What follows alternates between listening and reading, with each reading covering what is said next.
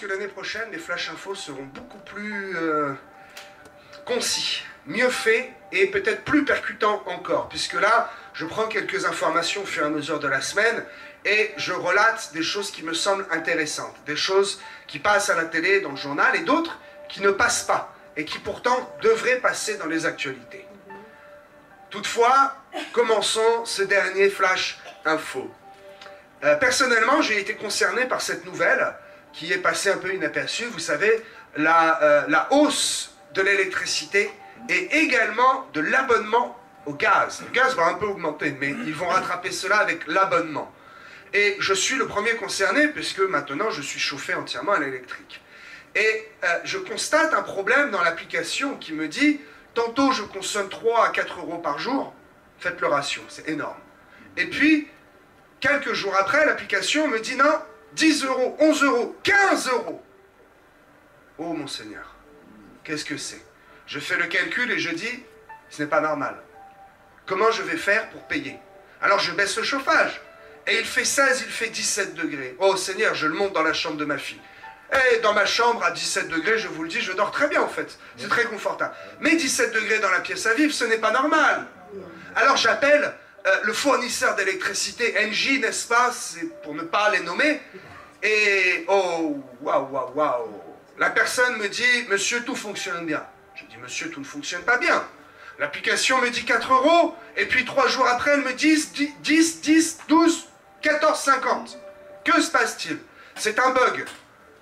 Très bien. Je rappelle plus tard, non monsieur, il n'y a pas de bug. Vous avez une consommation normale, une moyenne de 10 euros par jour. Et je dis, pardon monsieur. Est-ce que nous faisons le calcul ensemble? Il y a 30 jours en moyenne dans le mois.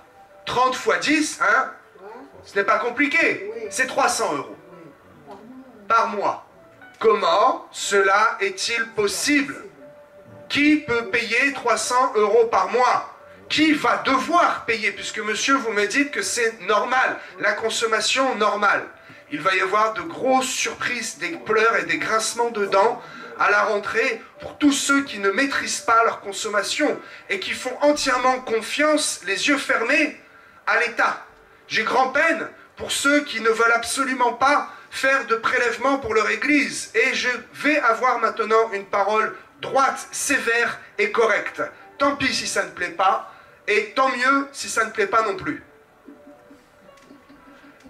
Ces mêmes personnes-là ouvrent leur compte en banque à leur prélèvement de téléphone, à leur fournisseur Internet, à leur fournisseur d'énergie, à leur bailleur social. Et le fournisseur d'énergie se sert comme il veut sur le compte. Il y aura de grosses surprises, parce que lorsqu'ils vont commencer à prélever l'abonnement normal, qui est finalement en dessous des consommations, ils vous prélèvent 150 euros et vous vous dites, à la fin de l'année, j'aurai un remboursement. Quel mauvais raisonnement. Il vaut mieux que vous les payez en direct et que l'argent reste sur votre compte et travaille sur votre compte, puisque eux travaillent avec votre argent. Mais là, ce qui va se passer, c'est l'inverse. À la fin de l'année, ils vont vous dire, monsieur, madame, vous avez consommé 100 euros en plus par mois. Rappel à la fin de l'année de 1200 euros, un salaire.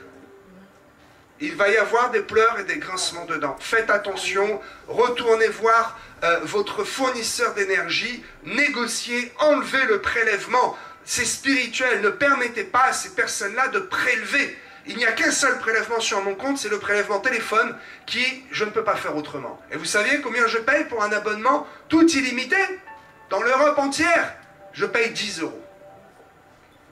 Faites attention, je vous donnerai les tuyaux, si vous voulez, c'est très simple. Faites attention à vos dépenses inutiles. Quelques-uns payent des 60, 70, 80 euros et me disent, mon téléphone est inclus.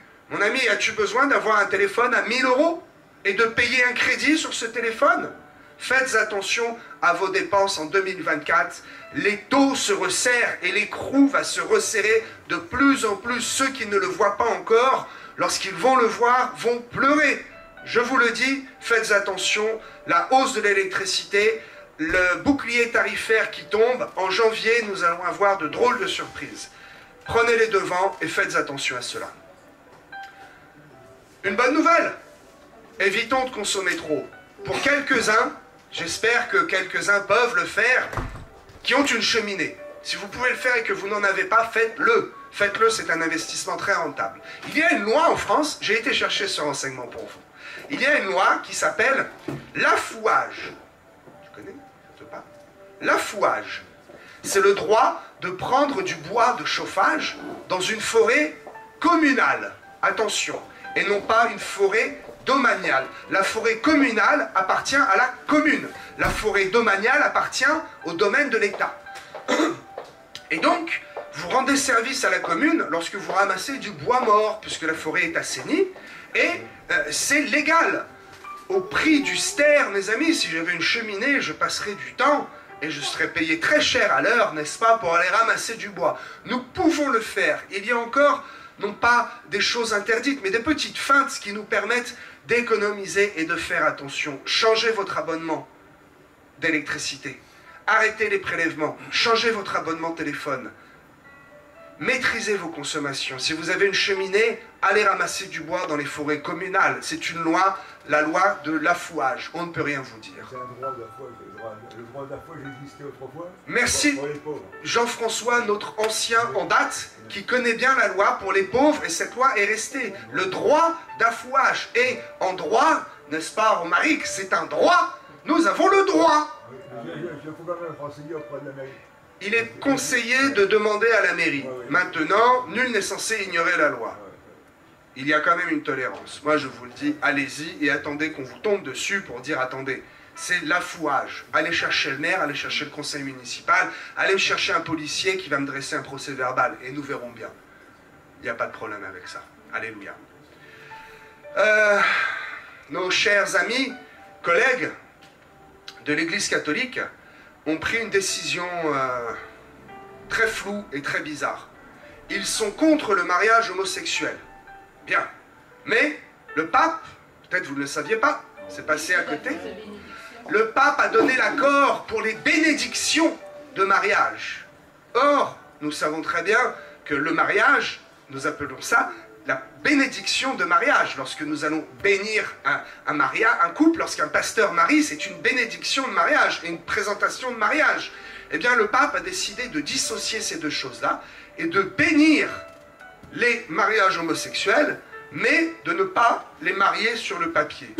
Quel comportement d'hypocrisie. Voilà un exemple d'une église qui est tiède.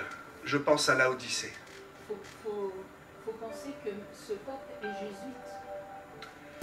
Oui, c'est un autre débat encore. Non, mais c'est la continuité. C'est la continuité d'une dérive, tout à fait. Le Nouvel An, c'est ce soir. Grande fête, grand feu d'artifice. Ah non, bah non, ça c'était avant. Avez-vous remarqué? Plus de célébration, plus de feux d'artifice. 90 000 policiers mobilisés. Pourquoi? À cause, je n'y crois pas, à cause d'une grande menace d'attentat liée au conflit israélo-palestinien. Je ne pense pas que l'État tremble devant cette menace d'attentat. Je pense plutôt que c'est une démonstration de force pour empêcher les gens de festoyer et de se réjouir. Je parlais des feux d'artifice. Je me souviens, il n'y a pas tant d'années que ça, que l'on pouvait aller chez, je peux le nommer, l'enseigne est fermée, chez Festifette, n'est-ce pas? Prendre quelques petites fusées que l'on mettait dans une canette de Coca-Cola, n'est-ce pas? Et hop, à quelques 5 ou 6 mètres, bam! Oh, et cela réjouissait le cœur des enfants, aussi des adultes, je peux le dire. Bien, eh bien je vous mets au défi, mes amis, aujourd'hui, d'aller acheter quelques pétards et quelques fusées. Il n'y a plus rien. Ils appellent cela, oh, quel mot qui fait trembler, les mortiers de feux d'artifice. J'ai été dans l'armée, je peux vous dire que je sais ce que c'est qu'un mortier. C'est autre chose qu'une petite fusée d'artifice. Ils ont dramatisé cela. Parce que, eh bien, les jeunes des cités s'en servent comme arme. Et effectivement, quand on tire une fusée assez grosse, non pas vers le ciel, mais en direction d'un véhicule de police, cela peut faire des dégâts. Eh bien, au lieu de serrer la vis et d'assumer le rôle de l'État, de corriger un problème, eh bien, ils ont empêché des citoyens comme vous et moi-même d'acheter librement ces feux d'artifice. Et donc, nous ne pouvons plus. Et vous allez voir que le 31, ça n'empêchera pas ces délinquants de tirer des mortiers d'artifice.